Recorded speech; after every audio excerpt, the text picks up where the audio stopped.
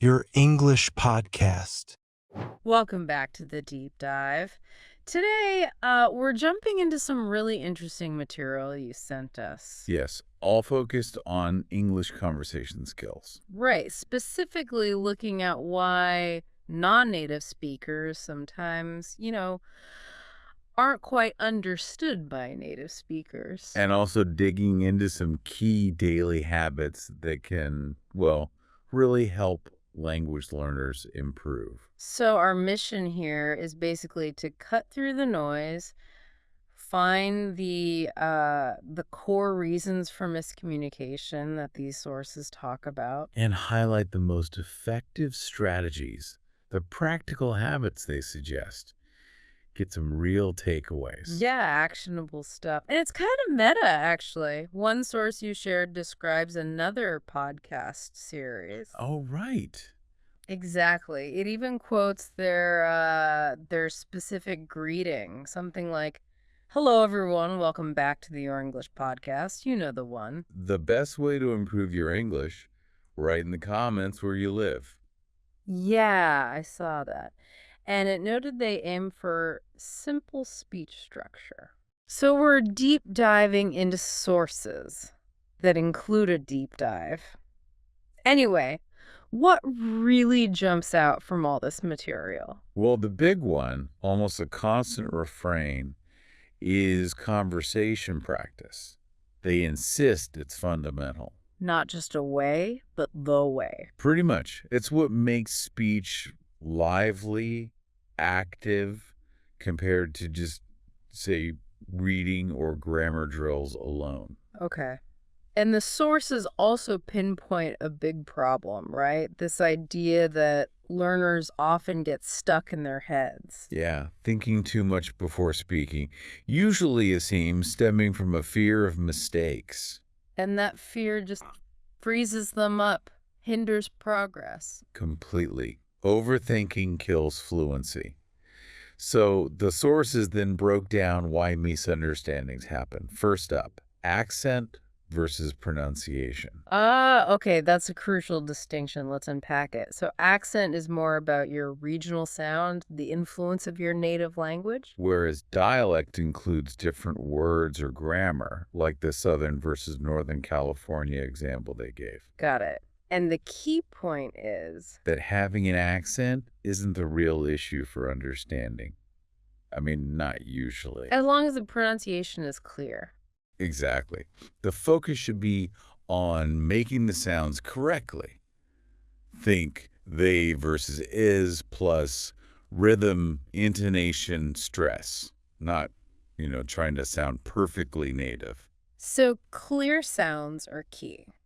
And native language habits can interfere. Definitely.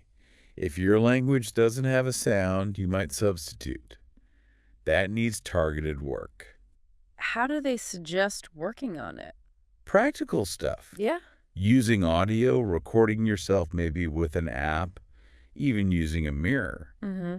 But really, practicing with native speakers, getting that feedback is invaluable. Okay, then there's intonation.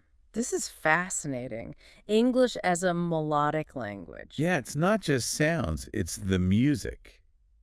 Intonation carries meaning, emotion.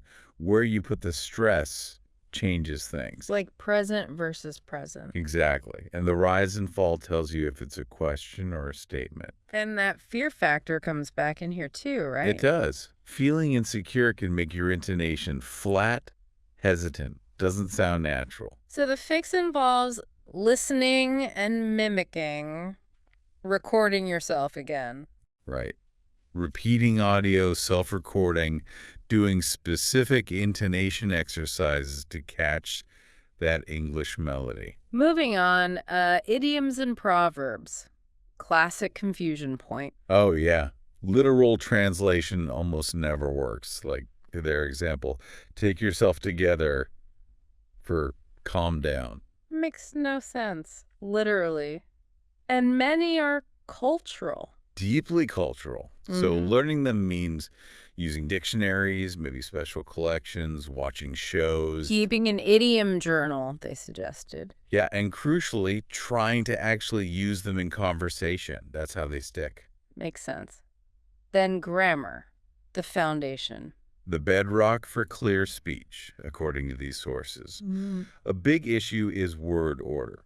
English is typically subject, verb, object. Which isn't universal, so direct translation causes problems. Big problems for comprehension.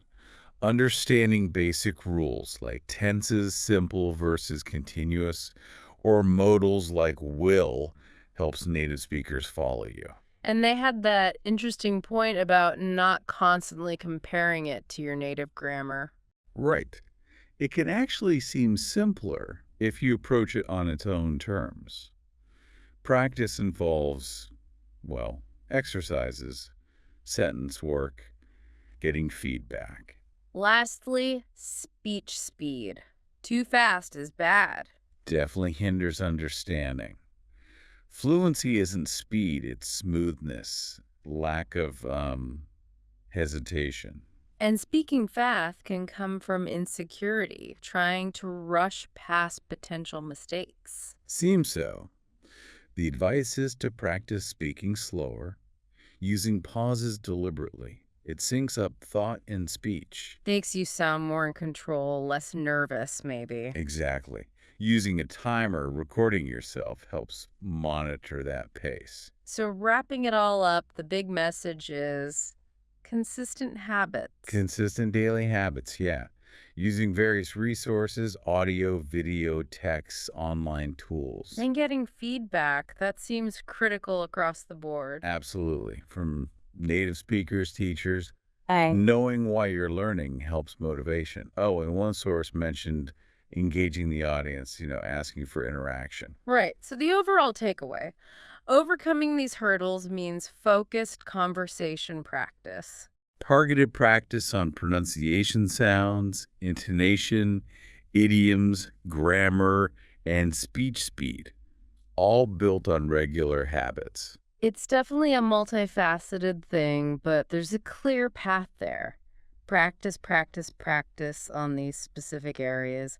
The sources themselves wrapped up by thanking their listeners. And we thank you for joining our deep dive today. So, thinking about all these elements, the sounds, grammar, melody, speed, those tricky idioms, which one feels like your biggest hurdle right now for being understood, and maybe just pick one strategy we talked about. How could you apply it this week? Definitely something to consider.